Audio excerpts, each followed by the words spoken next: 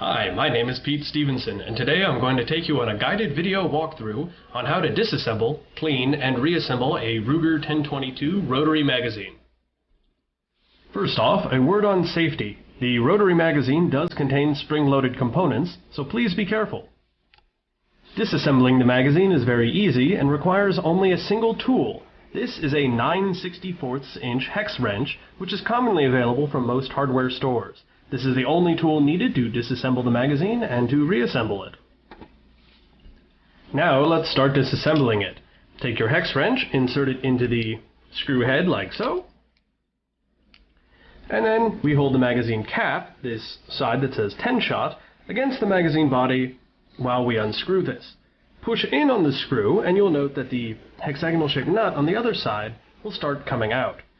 When it comes out, we can then remove the hex nut and then remove the magazine cap. Set that aside. We then remove the screw from the front of the magazine and the feed lips from the top. We then take out the magazine rotor. Inside the rotor there is one long vane and many short vanes. Mine happens to be red, yours may be any color that Ruger has decided to make them in. Generally there's no reason to remove the spring on the inside, but if you wish, there's a small little hole here where a bit of spring protrudes. You can push in on that with a small needle or other pin and take the spring out.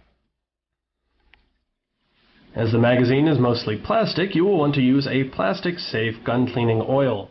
I rather like break-free CLP, and I use cotton patches to then wipe all the various components down, and then when done, wipe them dry. You do not want the magazine to be gumming up with the sludge mixed in with powder residue and gun oil, so be sure it's completely dry before you reassemble it. Reassembling the magazine is very easy, and we just reverse the steps we took to disassemble it. You take the magazine body, put the screw into the hole in the back, and take a look at the feed lips. One side has a large round peg, and the other side has a very small round peg.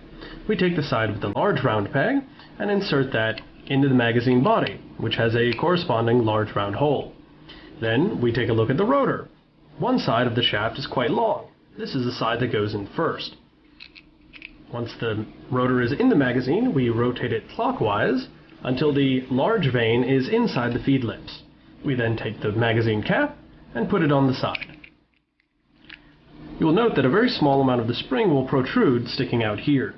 This little bit connects with a small hole on the side of the hex nut. They connect like so.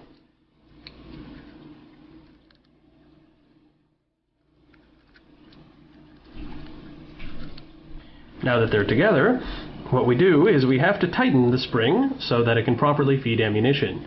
Doing so requires that we move it 8 notches clockwise.